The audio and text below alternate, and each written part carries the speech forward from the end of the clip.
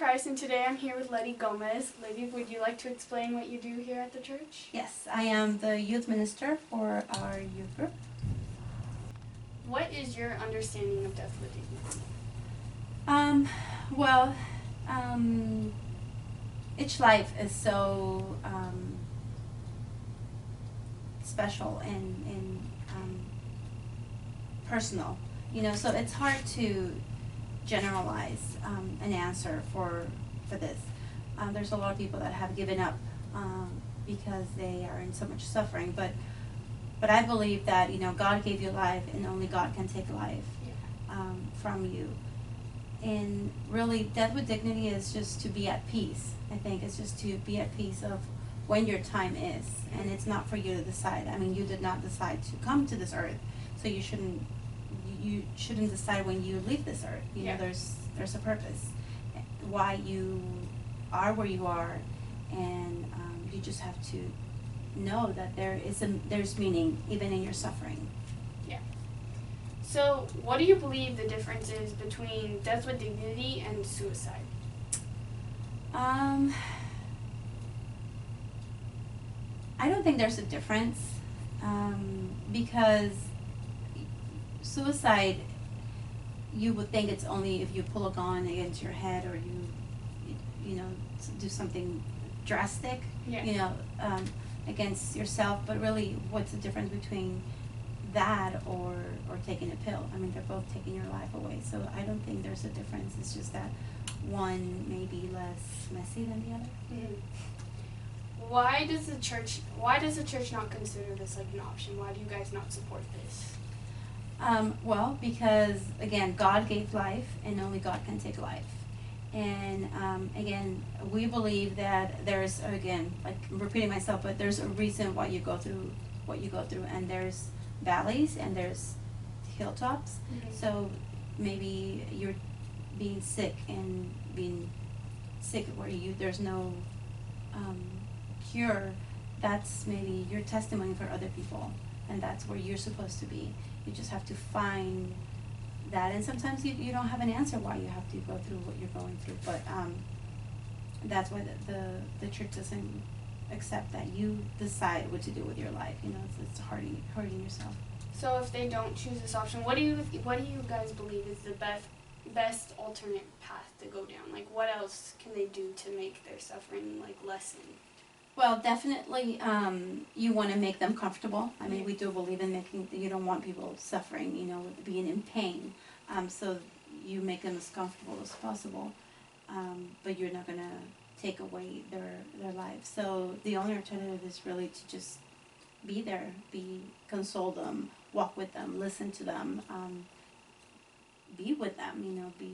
They're sick, but they're not dead. They're still there. And they don't know. I mean, they could say, a doctor can tell you you're going to live 6 weeks or 6 months, and then 2 years later or 5 years later, you're still here. Maybe not cured, and you're still with all of your issues, your problems, but you're still there. Yeah. And still making a difference in other people's lives. Do you believe that death with dignity is an ethical path to go down, or do you think it's immoral to do this? I don't want to sound judgmental, because I am not judging their decision, although I don't agree with their decision. But I think it takes away your dignity to take your life, because then you're underestimating your presence on this earth by taking it away. Again, you don't know who you're going to be touching with your suffering, with just accepting God's will in your life. Yeah. So even if a patient is told there's no hope for you to become healthy again, you have cancer, you're going to die, and do you think if this choice makes them happy, is it fair? Should they be able to, or should they? Well, it's definitely not going to make them happy, but I'm not sick, but I do know people that are sick and that they're terminal, and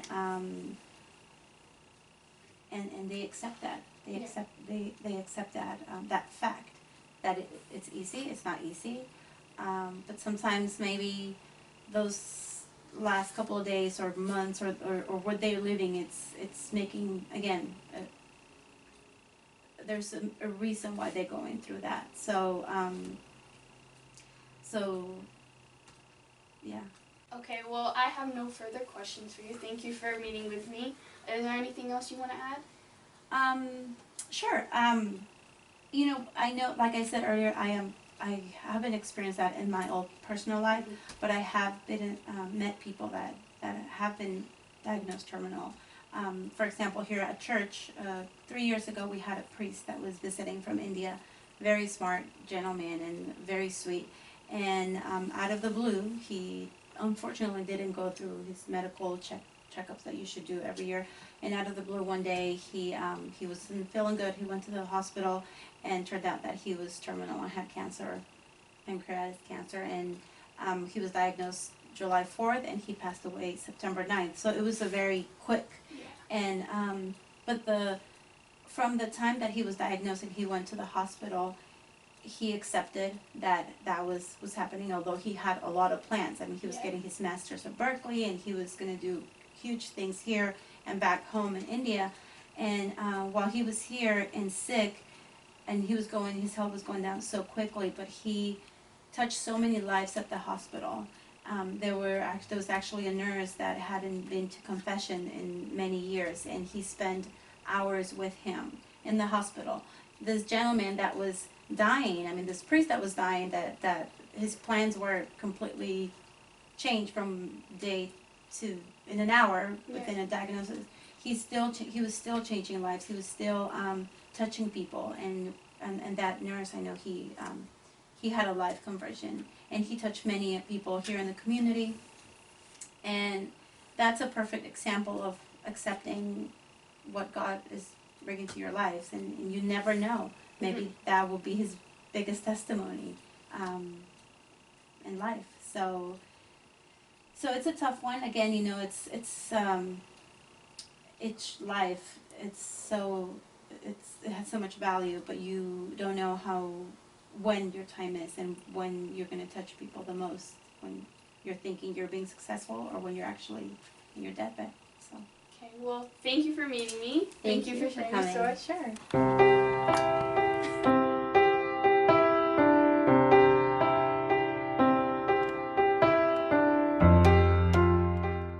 Hello, today I'm here with Amy Smith, who is a physician assistant at Highland Hospital in Oakland, and today I'll be asking her some questions. What is your job at Highland Hospital? I work in 2 different clinics. I run the hepatitis C clinic at Highland Hospital, and I run the pain management clinic at Highland Hospital. What is your take on death with dignity?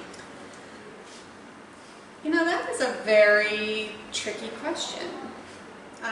Death with dignity does not have a really easy answer. And I think that you could look at it from many different perspectives.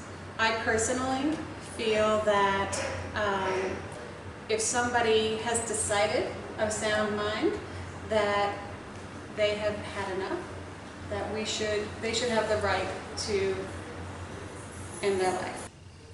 Working in the medical field, your job is to help people. Do you believe that this goes against your job? I do not. I think that it is right in line with my job, because my job is to take the best care of people that I can throughout the stages of life, whether it is bringing them into this world or helping them to leave in a way that provides them with the care and the dignity, as you said, that they deserve. What effect do you believe that death with dignity will have on the state of California and its medical field? So are you asking me, is there legislation that's right now? I mean, is there legislation pending about death with dignity? Yes. Okay. So I'm not really up to date on all of the different things that are going on in that area of medicine. How do I think it would change the practice of medicine in California?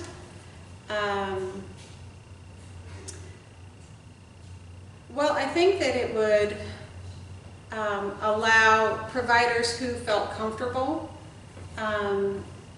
practicing medicine in that way, to be able to take care of their patients in a way that feels better to them and feels better to their patients, and to establish that level of trust with their patients that they can't right now because we're not allowed to even have that discussion at this point. A lot of people who are against death with dignity, they label it as suicide. What is the difference to you? Well, I mean, if we're just talking semantics, there's no difference, right? You are, whether it is today or tomorrow, if you hasten death, then it is considered suicide. But I feel that there are times when that might be utterly appropriate, and it's not. I think that different people have different views morally and ethically about that subject, and I can see where that could be troublesome for some people. I don't happen to have those views. I think that if somebody is of sound mind and is clear about what their wishes are, that we should be able to help them to achieve their goals. Do you believe that death with dignity and its process is ethical? I do. Okay. Any further comments on it? Well, I think that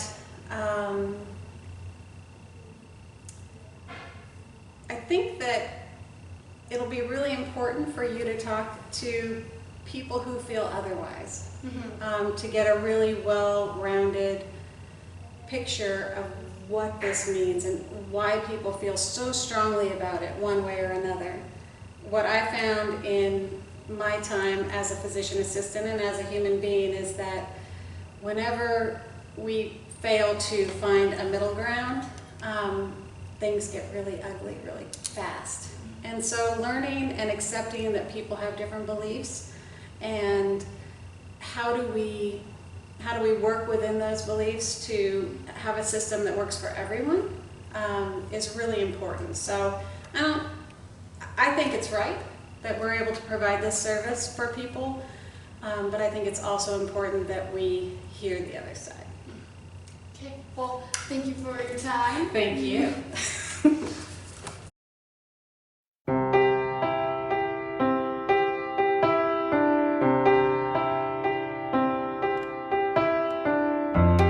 And I'm here with Dan Diaz, whose wife, Brittany Menard, died last year. Okay.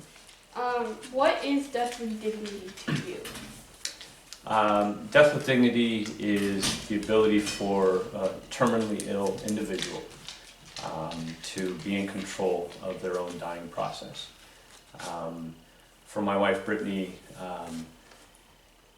she had been given 6 months to live, and there was a brain tumor that was growing aggressively, and as a result, her dying process would have been a particularly hard dying process, a lot of pain, a lot of suffering. And so for her, the ability to make sure that she could have a peaceful passing was the reason that we moved to Oregon and we pursued the Death with Dignity program that they have available in Oregon. Don't support death with dignity, refer to it as immorally correct or assisted suicide. What do you believe the difference is? So yeah, that's a topic that I hear the opposition bring up a lot. Yeah. They will use the term suicide because, well, they know that it's inflammatory. It invokes fear. It makes people afraid of this concept, of this idea. The difference being that a person who is suicidal is somebody who is trying to end their life. They are, they have otherwise nothing wrong with them. They are depressed, they are despondent, they are making irrational decisions. And my wife Brittany was none of those things. Brittany was not depressed. It wasn't a cry for help. It was simply her taking the control back from the tumor, recognizing that her dying process would be a very hard death. And so all she was doing was taking that control so that she could have a peaceful passing. The opponents are too quick to try to label this as a suicide, and I would say that is so far removed from the reality of what this program is about. My wife wanted to live. The brain tumor was killing her, and there was nothing that could be done about that. So the only thing that Brittany was doing was controlling the manner in which she would have to die. And that allowed her to die peacefully, allowed her to have a gentle death. And so it's absolutely nothing like a person who is suicidal or looking to commit suicide. I know that you guys had to move to go through this process. What effect do you believe that death with dignity have in our society here in California, if we could bring it here? So the law in Oregon, it's been there for 20 years, and it's amazing that it's been there that long. In California, we think of ourselves as being rather forward-thinking, progressive state, and yet we are 20 years behind Oregon. What I think it means to have this legislation in California and all of the other states that currently don't. There are 5 states in the union that do have the death with dignity law, and the other 45 as of yet do not. I'll say that since Brittany's story got all of the media attention last year, there are now 25 states introducing legislation or will be introducing legislation. So she really made an impact on this topic. But as far as bringing that legislation here to California, in a sentence, what it means is that an end-of-life options law, it does not result in more people dying. It simply results in fewer people suffering.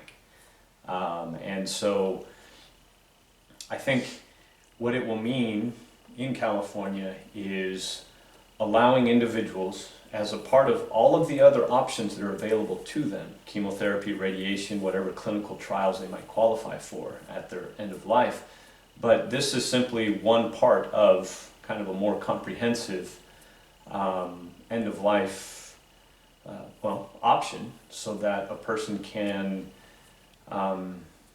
ensure, like Brittany, that they can have a gentle passing, because having to die the way that the brain tumor was going to end her life, that is a torture that nobody should have to go through. Thank you for meeting with me today. Thank you, appreciate it.